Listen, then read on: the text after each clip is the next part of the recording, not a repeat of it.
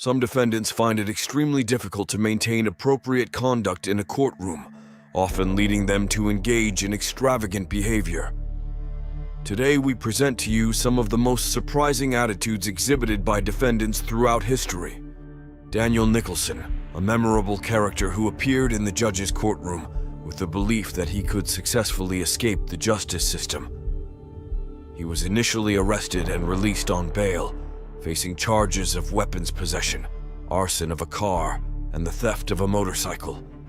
Despite his image as a family man and father of 4 children, Daniel turned out to be an extremely explosive person.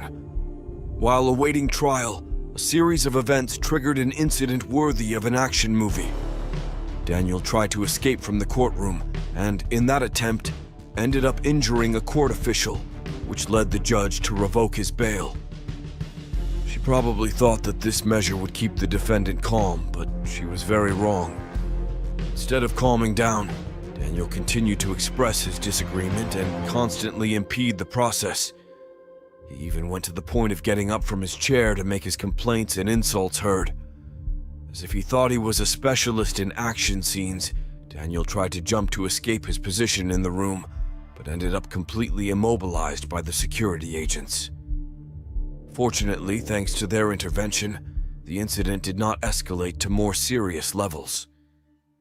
However, one of the agents was punched by the accused, while another was involved in a hand-to-hand confrontation with the accused. On 2 consecutive occasions, Daniel experienced moments of intense tension. However, his fate was especially adverse, since after being subdued in front of his partner and his son, he found himself facing additional charges for his reckless action. This episode resembles a scene from an action movie, and to justify it, Daniel argued that his methamphetamine use had pushed him to the limit. On that day, everyone present witnessed the desperation to which this father reached. However, the result of his actions only meant that he was beaten, shamed, and sentenced to 21 months in prison, in addition to a fine that exceeded $300,000, all for possession of firearms. Brooks, who spread terror among Wisconsinites during a Christmas parade in November 2021, staged a truly terrifying scene. This incident remains etched in the memories of the local residents. This individual drove his Ford Escape vehicle recklessly during the parade, resulting in the tragic loss of 6 people's lives and leaving another 62 injured. The entire city was shocked by this attack, leading the authorities to act quickly and lead to his arrest that same night. However, from that moment on, things were not easy. Brooks turned his court hearings into nightmares, not only for himself, but also for the judges, prosecutors, and everyone in the room. He experienced more than one outburst in the middle of the room, without the need for specific reasons, arising in response to any smallest detail. Additionally, he requested to represent himself in the process, leading many to believe that his intention was to refute the judge's every word.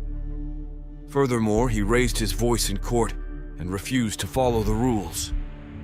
This led to his expulsion from the room due to his provocative comments.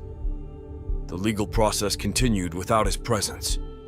Finally, at the end of his solitary trial, he received a sentence that forces him to answer for every life he took on November 9th. Specifically, he was sentenced to 6 life sentences and faced 61 counts of reckless endangerment. Brooks must spend the rest of his life behind bars. Even if he could survive to be 800 years old, even then he would still be serving his sentence in prison. A man who did not go unnoticed in his court appearance, being motivated by the desire to take multiple lives in Tampa, Florida. The most frightening thing about this case is that among the people who lost their lives at the hands of this individual were his girlfriend, Kenyatta Barron, and his 9-year-old daughter named Ronnie Bella. To increase the seriousness of his actions, he also made an attempt on the life of his son, an 8-year-old boy. Later, he set fire to the house they were in. This was not an isolated incident, since other violent episodes had previously been recorded, marked by aggressiveness on Ronnie's part. Even his girlfriend had reported his behavior in March 2018, making a call to 900 ONC that was abruptly interrupted, followed by another call from the same location. In this second call, Ronnie claimed to have taken his girlfriend's life because of what he described as white demons who wanted to end her life. It is not clear if this was just aggression or if there was an element of insanity to his behavior. During his courtroom appearance, Ronnie represented himself and on several occasions even yelled at the jury. Despite the judge's warnings about his inappropriate behavior, he managed to exasperate her by declaring that he did not regret his actions. This contrasted with the apology he offered to the victim's family, in addition to his serious criticism of his country's justice system. However, one of the most shocking moments of the trial was when Ronnie questioned his own son on the stand, the same son he nearly took the life of, and who was deeply affected by his actions. Despite everything, the brave boy declared against his own father without hesitation.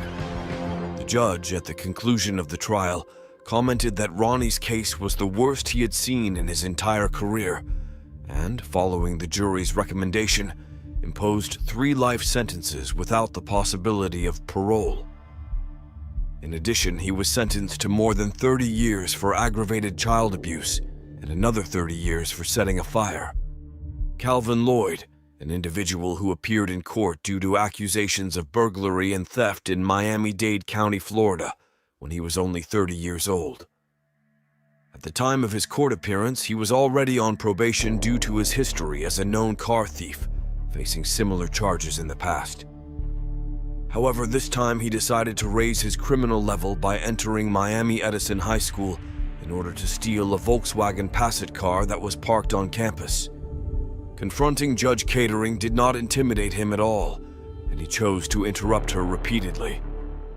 The judge had to turn off his microphone to stop him, but that did not stop him from his desire to attract attention. He began acting like an attention-seeking child, yelling things like his mother was present in the room. When he entered the courtroom, supposedly where his mother was, everything turned out to be part of a theater to attract attention and divert it from the process. This was deduced because there was no other logical explanation for his behavior in the midst of his legal problem. To make matters worse, she started twerking in full court. This did not cause amusement, but rather annoyance in the judge. Calvin's mother stepped in to explain some of her son's erratic behavior. According to her, her son suffered from several mental illnesses for which he had been prescribed medication. However, due to various factors, including Calvin's own attitude, he was not following the medication regimen he had been prescribed. The mother brought a bag with several prescription medications that she claimed Calvin must take to maintain his mental health. Despite this, Calvin did not manage to get out of the situation well. He was charged with trespassing into a school safety zone and car theft. The judge did not hesitate to impose a high bail on him and issued him stern warnings to stay away from high school and criminal activities. In conclusion, the unpredictable behavior of some individuals in court can be surprising, and in this case, Calvin Lloyd faced serious legal consequences due to his actions.